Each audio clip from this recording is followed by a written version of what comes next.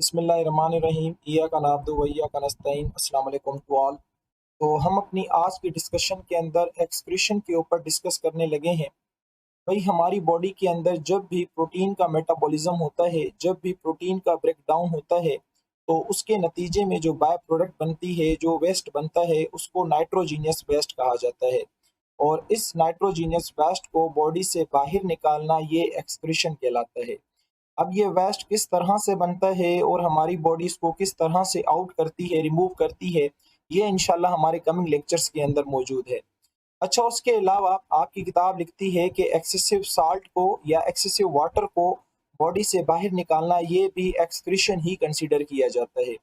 हम अपनी आज की डिस्कशन के अंदर प्लांट्स के अंदर देखते हैं कि एक्सक्रीशन किस तरह से होती है, और इंशाल्लाह हम नेक्स्ट क्लास के अंदर एनिमल के ऊपर डिस्कस करेंगे। अच्छा, जो एक्सक्रीशन का प्रोसेस प्लांट के अंदर होता है ना, वो कोई सीरियस प्रॉब्लम जो है वो क्रिएट नहीं करता। इसके दो रीज़न है। पहला रीज़न ये है कि प्लांट के अंदर जो कैटाबॉलिज्म का रेट है वो बहुत ज़्यादा स्लो होता है एज़ कम्पेयर टू एनिमल। ये हो गया रीज़न वन। और रीज़न टू ये है कि प्लांट के अंदर जो कैटाबॉलिक वेस्ट बनता है ना, प्लांट क्या करते हैं, उसको बाहर नहीं निकालते बल्कि उसको एनाबॉलिक प्रोसेस के अंदर क्या करते हैं, इस्तेमाल करते हैं। अच्छा देखिए, कैटाबॉलिज्म का मतलब होता है चीजों का टूटना, और एनाबॉलिज्म का मतलब होता है चीजों का बनना, और दोनों को मिला के कहा जाता है मेटाबॉलिज्म। तो प्लांट के अंदर पहली बात तो जो रेट ऑफ कैटाबॉलिज्म है वो बहुत स्लो है। और जो स्लो रेट के अंदर जो कैटाबॉलिज्म होती है और उसमें जो भी कैटाबॉलिक वेस्ट बनता है, प्लांट उसको मोस्टली क्या करता है, अपने एनाबॉलिक प्रोसेस के अंदर इस्तेमाल करता है। जैसे मैं आपको एक आसान सी मिसाल दूं कि प्लांट के अंदर जब प्रोटीन का मेटाबॉलिज्म होता है, उसके नतीजे में जब नाइट्रोजीनस वेस्ट बनता है, तो प्लांट इस नाइट्रोजीनस वेस्ट को बाहर नहीं निकालता बल्कि उसको रिसाइकल करता है, और फिर अपनी बॉडी के अंदर जो प्रोटीन या न्यूक्लिक एसिड, जो एंजाइम को एंजाइम जो भी जिससे नाइट्रोजन की नीड पूरी होती है, वो बनाने में ये क्या कर देता है, इस्तेमाल कर देता है। अब आपको पता है कि प्लांट जो है वो इन्वायरमेंट से कभी भी नाइट्रोजन को डायरेक्ट कैच नहीं कर सकता। प्लांट हमेशा नाइट्रोजन को फिक्स फॉर्म में लेता है, और ये मदद करते हैं, इसके अंदर बैक्टीरिया, फंजाई इसकी मदद करते हैं। अब एक नाइट्रोजीनस कंपाउंड जब इसकी बॉडी के अंदर ऑलरेडी इसको मिल रहा है, तो आपको क्या लगता है कि प्लांट इस प्रोडक्ट को निकालेगा, अपनी बॉडी में रखेगा? तो अंडरस्टूड बात है, ये अपनी बॉडी के अंदर रखेगा, और उससे फिर अपनी प्रोटीन, न्यूक्लिक एसिड यानी डीएनए, आरएनए, एंजाइम्स, कोएंजाइम जो भी बनता है, फिर वो चीजें बनाएगा। तो इसलिए कहा जाता है कि प्लांट के अंदर जो एक्सक्रीशन का प्रोसेस है वो कोई बड़ी प्रॉब्लम क्रिएट नहीं करता।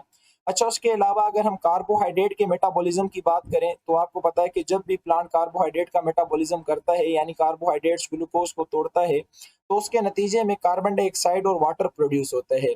अच्छा, ये कार्बन डाइऑक्साइड और जो वाटर है, ये प्लांट के अंदर लेस हार्मफुल होता है। क्यों?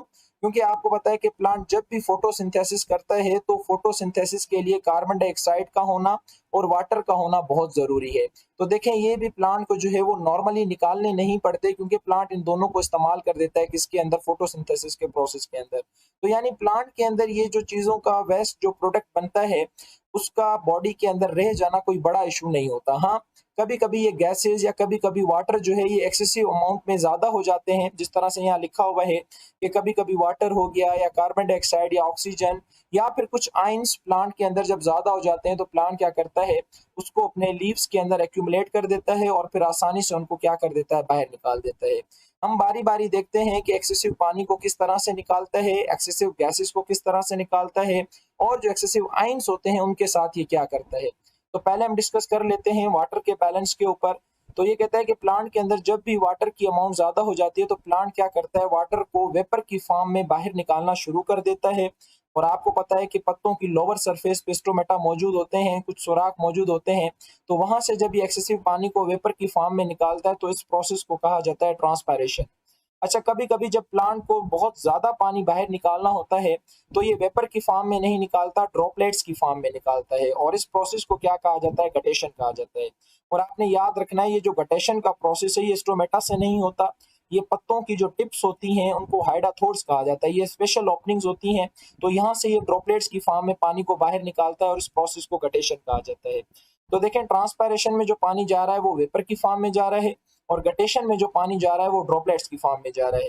ट्रांसपायरेशन स्ट्रोमेटा के जरिए हो रही है, और जो गटेशन है वो आपकी हाइडाथोर्स के जरिए हो रही है। तो ये बातें आपने याद रखनी है।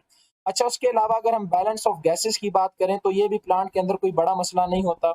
आपको बताया कि जब लाइट होती है, यानी कि जब दिन होता है, तो ग्रीन प्लांट जो है वो फोटोसिंथेसिस कर रहे होते हैं, और जब भी प्लांट फोटोसिंथेसिस करेगा तो प्लांट की बॉडी में ऑक्सीजन प्रोड्यूस होगी, और प्लांट क्या करता है, इस ऑक्सीजन को बड़ी आसानी के साथ स्टोमेटा से निकाल के बाहर फेंक देता है, तो इसलिए प्लांट के अंदर कोई बड़ा इशू नहीं होता। और आपको पता है कि दिन के अंदर जो रेस्पिरेशन का रेट है वो थोड़ा सा कम होता है, और जो फोटोसिंथेसिस का रेट है वो ज़्यादा होता है, क्योंकि रोशनी होती है तो प्लांट की कोशिश होती है कि वो ज़्यादा से ज़्यादा ग्लूकोज को जमा करे, और फिर उसी ग्लूकोज को ये क्या करता है, जैसे रात हो जाती है, डार्क हो जाता है, अंधेरा हो जाता है, तो प्लांट क्या करता है, उसी ग्लूकोज को ब्रेक डाउन करता है।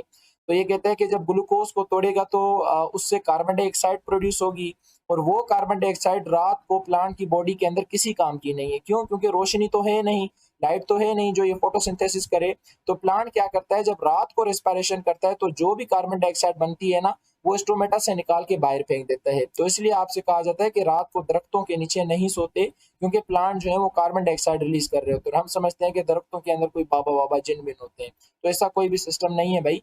रात को जो प्लांट रेस्पिरेशन करते हैं तो उसके नतीजे में कार्बन डाइऑक्साइड प्रोड्यूस होती है, और वो प्लांट के किसी भी काम की नहीं होती, क्योंकि फोटोसिंथेसिस तो हो नहीं रही होती, तो प्लांट इसको निकालता है, और कार्बन डाइऑक्साइड आपको पता है कि हमारे ऊपर बैड इफेक्ट क्रिएट करती है। अच्छा, उसके अलावा अगर हम आयंस का बैलेंस देखें तो ये भी बड़ा आसान होता है। प्लांट क्या करते हैं, इन आयंस को नॉर्मली जो है वो अपने अंदर स्टोर कर लेते हैं। अब प्लांट या दरख्त, ट्रीज जो होते हैं, इनके अंदर दो जगहें होती हैं। एक ये जो दरख्त की ऊपर वाली खाल, पार्क, जिसे छिलका भी आप कहते हैं, ये दरख्तों का उतरता हुआ आपको नजर भी आता होगा, ये डेड सेल का बना हुआ होता है। और ये डेड इसी वजह से हो जाता है क्योंकि जितने भी आयंस, कुछ और ऑर्गेनिक कंपाउंड्स, कुछ केमिकल्स होते हैं, प्लांट वो बाहर नहीं निकालते, इस बार्क के अंदर स्टोर करते जाते हैं। या फिर दरख्त का ये जो बिल्कुल सेंटर वाला रीजन है, जिसे हमने हर्टवुड के नाम से लेबल किया हुआ है, यहाँ पे ये क्या करते हैं, आयंस को क्या करना शुरू कर देते हैं, स्टोर करना शुरू कर देते हैं। अच्छा, इससे ये होता है कि एक तो इस प्लांट को, इस दरख्त को क्या मिल जाती है, सपोर्ट मिल जाती है, और दूसरा जो आयंस वगैरह हैं उनकी जो एक्सेसिव अमाउंट है वो भी इनके लिए प्रॉब्लम क्रिएट नहीं करती। अब ये हर्टवुड क्या है, किस तरह से डिपोजिशन होती है, बार्क क्या है, किस तरह से बनता है, ये इंशाल्लाह हम चैप्टर नंबर 2 के अंदर डिटेल में डिस्कस करेंगे। तो मुझे उम्मीद है कि जो छोटी मोटी एक्सक्रीशन प्लांट के अंदर होती है, आसान तरीके से वो आप लोगों को अच्छे तरीके से समझ आ गई होगी। आप इसको पढ़ें, अच्छे तरीके से समझें, जहाँ भी प्रॉब्लम होती है आप कमेंट बॉक्स में आके मुझसे पूछ सकते हैं। तब तक के लिए अल्लाह हाफिज़, अपना बहुत सारा ख्याल रखिए।